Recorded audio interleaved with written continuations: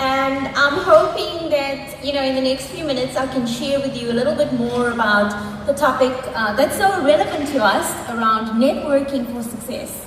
And what I'm wanting to do is to actually draw insights from my own personal and professional experiences around how I've been able to do what I've done. And I'm hoping that these tips could be very useful to you.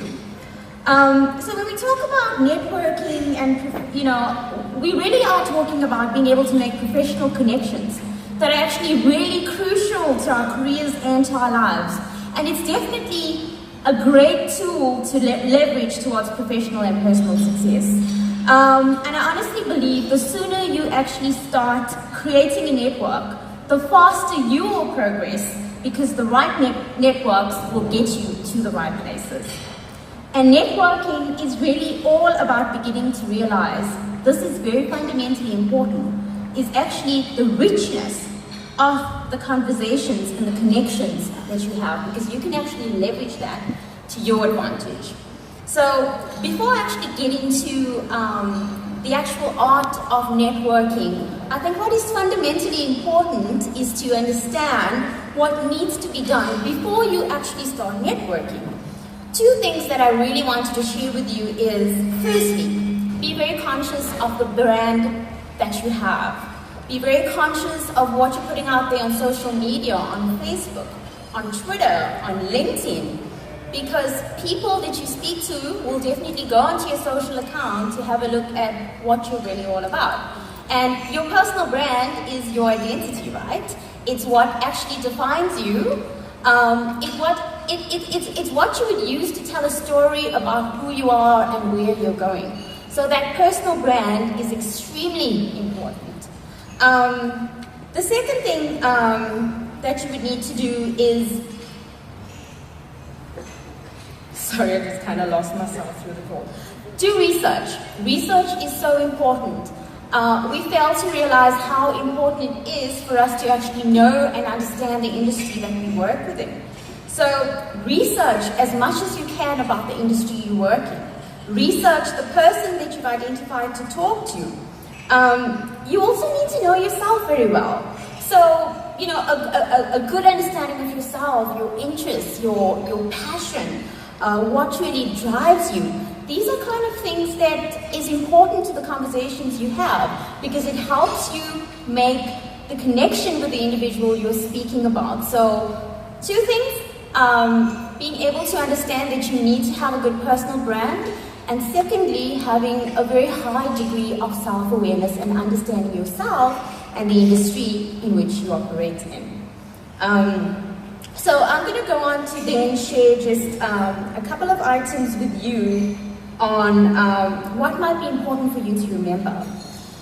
Crucial elements in any kind of conversation that you're about to begin in is confidence. You've got to show confidence.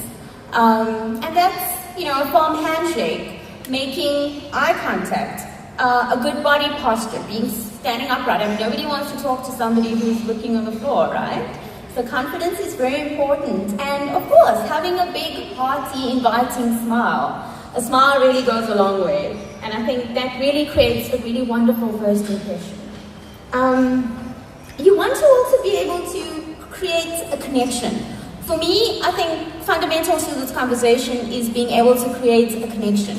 You don't go into a conversation asking for a job, right? The person doesn't even know you. Why would they want to employ you? That's going to be a complete turn-off. Your aim is to get noticed, so it will lead you to that job or give you the opportunity, even if it is to find a mentor. Three quick things I want to share with you around how you can go about establishing that connection.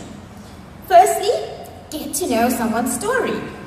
People love to feel important and valued, so ask pertinent questions like, how have you managed to be successful? What has been some of the obstacles that you've encountered, and how have you overcome them? So, people love talking about themselves, right? So I would say listen more rather than talk a lot about yourself, because people love to share their successes.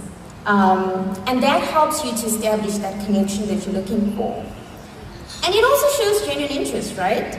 Secondly, ask for guidance or help on something you're struggling with. If it's a project you're working on and you're speaking to somebody who's really clued up on what you're dealing with in the industry, ask for guidance, ask for help. I have never turned anybody down who's asked me for help. So people love to know that you look to them for guidance and insight. Again, it makes them feel valued. So that's another great way of being able to establish a connection. Thirdly, share something about yourself that stimulates interest. I mean, this is where you have an opportunity to talk about your passion, to talk about your interests, to talk about the things that are actually meaningful to you, because you really want to be able to establish that kind of rapport. Again, that establishes connection. What's important? Join clubs, communities, associations that kind of resonate with who you are. The chances are that you're likely to meet somebody who's like-minded and someone that you could potentially network with, who could also refer you to some of their contacts. So that would be important. Follow-ups. We often fail to follow up. We walk out of a great conversation and we fail to follow up. But how do you follow up? Just writing an email to somebody saying, oh, well, it was great meeting you, and, it's not good enough. What you want to do in your follow-up email is to be able to draw insights from what was important in the chat that you had with the person. Maybe something that really inspired you about the conversation. I think those kind of things are kind of sentiments that people will resonate with and take to. Most likely, you'll probably get an opportunity for a second chat. What you'd also want to do is invite the person into LinkedIn, because you've done all the work around creating a wonderful brand that tells a story about you, and you definitely want them to go onto your profile and be able to see how brilliant and how wonderful you are. Perseverance, right? How do you've got to keep trying, you've got to keep going. 1 out of every 10 people that you speak to will come back to you. And lastly, as a final thought, just to say, we're not alone in this journey. And life is that much better and sweeter and nicer when we involve people around us. And there's true power in being able to connect, to be able to go out and really be able to make a mark. You'll never actually really know unless you try and what you have to lose. So during the rest of the day, I'm actually going to challenge you to come up to me and have a conversation. And I'll give you some insight around how you're doing in terms of networking. So I hope that this has been relevant and valuable to you, and this is something that you can take with you and learn from and apply to your life. So all the best to you. Thank you.